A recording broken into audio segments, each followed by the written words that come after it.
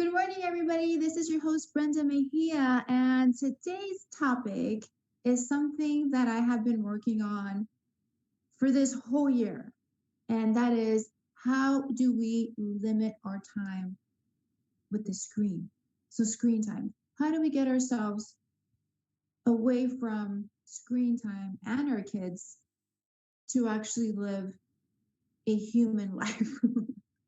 I know it sounds silly, but that's how I feel sometimes. I mean, don't you? I feel like we're so obviously, COVID and we've been home. So I feel like the limits have gone out the door. You know, I caught myself the other day on social media, just, you know, going through the different stories. And then I realized that I follow over 1,000 people. Do you know how much time that is that you're actually connecting, not with the real world, not with, being present, but with this the whole time? It was over an hour. It started from like I think like a 10-minute, quick post and saying hi to some of my cyber friends that we keep in touch through social media to where during COVID it went from like 1 to 2 to 3 hours, and then my kids started telling me, Mom, why are you just glued to your phone? And I felt so horrible, but they were right.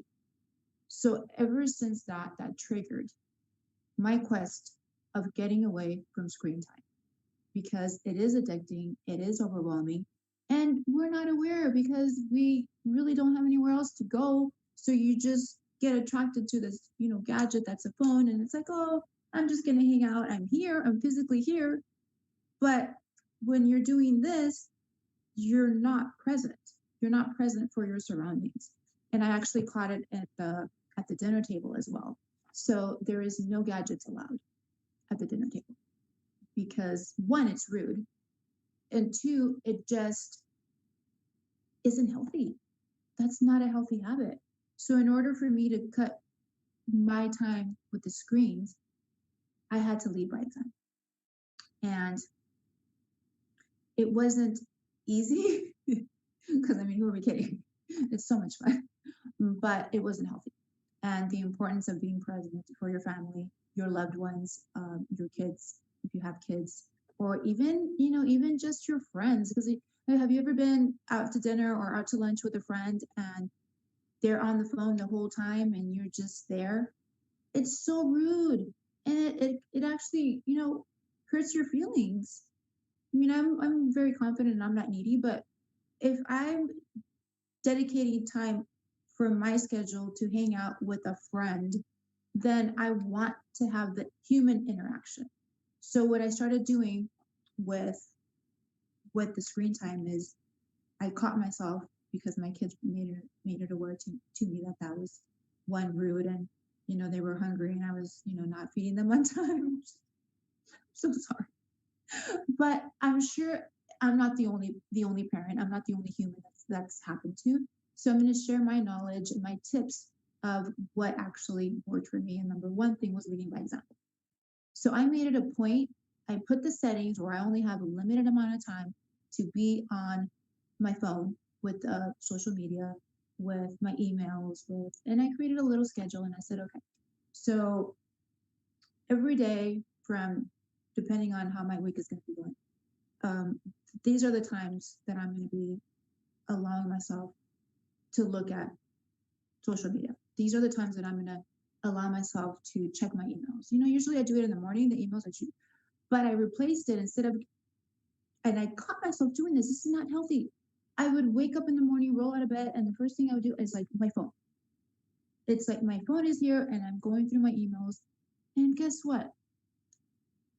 That's not productive because I realized that the first thing that I want to do is say my gratitude mantras in the morning. Like, I'm grateful for being healthy today. I'm grateful for being able to, be safe at home with my kids, everything that I say to myself in the morning. And then I project the type of day that I want to have because I'm feeling grateful. So I did that instead. I replaced it with my morning ritual first and then check my messages because obviously for work, you have to check your emails. but it really depends on how much is controlling you. I was reading a couple of articles where there's actually, I'll have the term for you on the next segment, what this condition is called. But therapists are actually seeing clients that are addicted to their phones.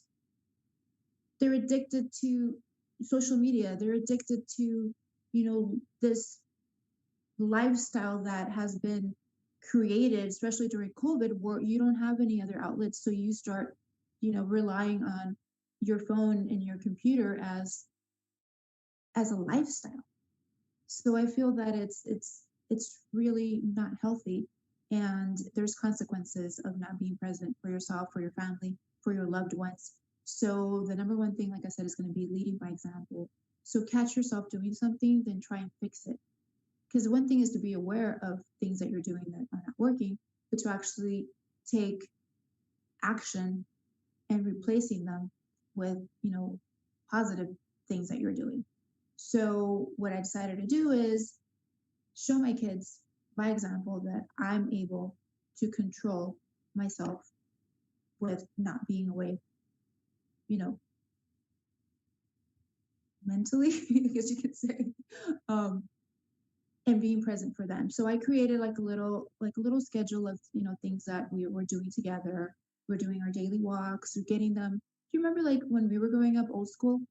Just we didn't have computers, we're not, that ancient, but yes, they did come around as we were getting, as we were in elementary school. But the point was that we did so many things outside. We played with dirt. We played with our neighbors, like in the sense of like, that we had social activities. I know right now we can't really have that, but you can still incorporate healthy routines, like, your daily walks, your time, like, during dinner, no cell phone, no, other distractions, be there present for your family, for your friends.